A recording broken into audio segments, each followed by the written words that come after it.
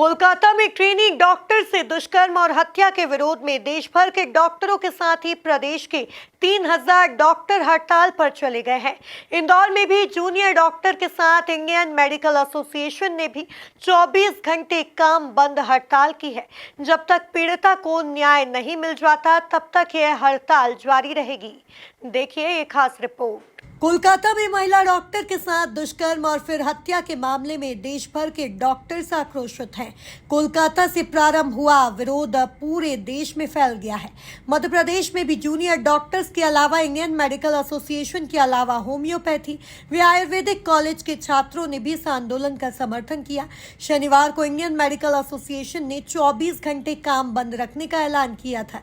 इसी के तहत सभी डॉक्टर एमजीएम मेडिकल कॉलेज के मुख्य द्वार पहुंचे, जहां पीड़िता के परिवार को न्याय दिलाने की मांग करते हुए केंद्र और पश्चिम बंगाल सरकार के विरोध में जमकर नारेबाजी की।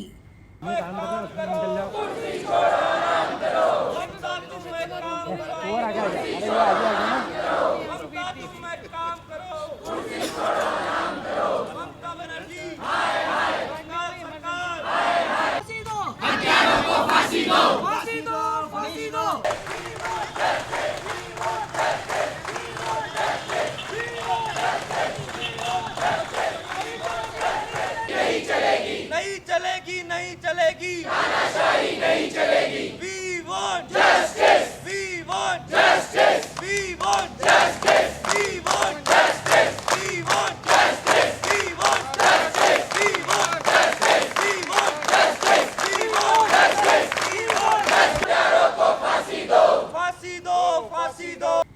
डॉक्टरों के मुताबिक जब तक चिकित्सा क्षेत्र से जुड़े लोगों को पर्याप्त सुरक्षा नहीं मिलती और पीड़िता को न्याय नहीं मिलता तब तक यह हड़ताल जारी रहेगी। जैसा कि सभी को ज्ञात है कि कोलकाता में एक इंसिडेंस हुआ था जिसमें एक महिला डॉक्टर के साथ रेप एंड उसका मर्डर किया गया था।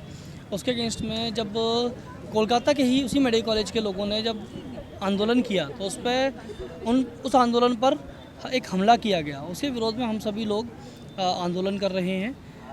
यहाँ पर अभी सभी डॉक्टर्स ने जूनियर डॉक्टर्स IMA MTA सभी ने मिलकर रूटीन सेवाएं बंद की हैं एवं इमरजेंसी सेवाएं चालू हैं।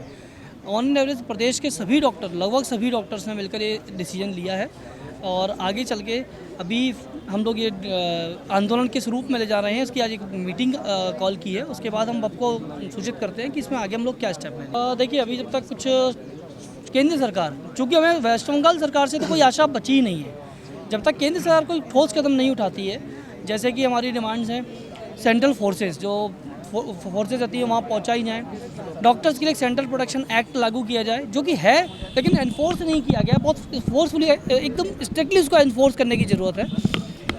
जब तक ये 2-3 डिमांडें हमारी पूरी, तीसरी मेन डिमांड जो कि इंक्वायरी चल रही है, CBI कर रही है, उसमें एक थोड़ा सा फास्ट ट्रैक तरीके से काम किया जाए। कोर्ट तैयार बैठा है, बस अपनी जो इंक्वायरी है उसको फास्ट करने की ज़रूरत है, उसको इंक्वायरी को फास्ट करें। ये हमारी बेसिक डिमांड्स है।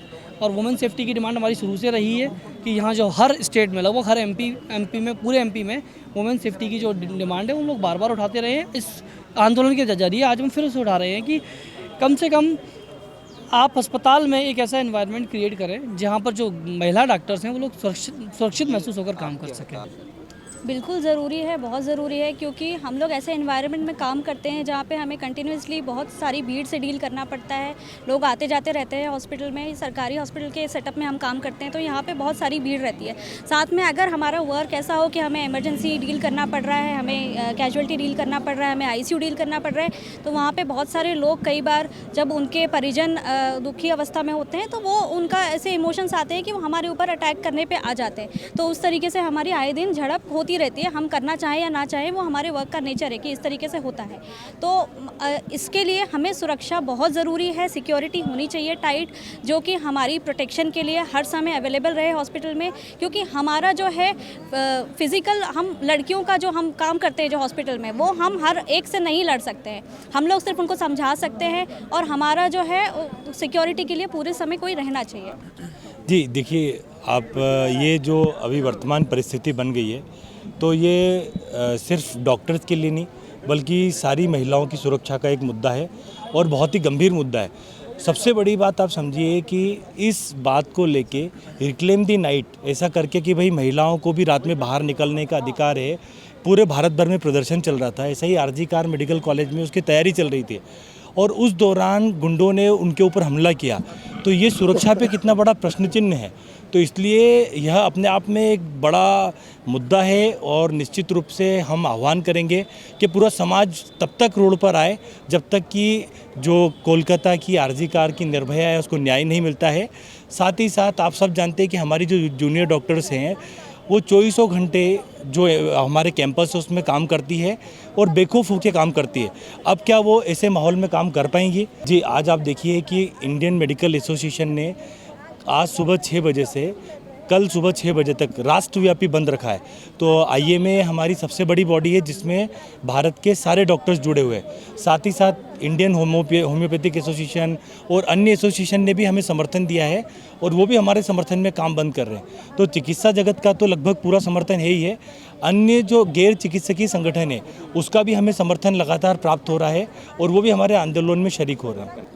अब ये मुद्दा मुझे लगता फीमेल का नहीं, ये भारत के जन जन का मुद्दा बन गया है, क्योंकि सबका दिल बहुत आहत है कि भारत में सुरक्षा महिलाओं को इतनी प्रॉब्लम आ रही है। मतलब कि जो डॉक्टर पे जो हैं, जो तो सबसे सेफ माने जाते हैं वो जोन, तो वहाँ पर यदि डॉक्टर ही असुरक्षित है तो कौन सी लड़की को सुरक्षा मिलेगी यहाँ पर।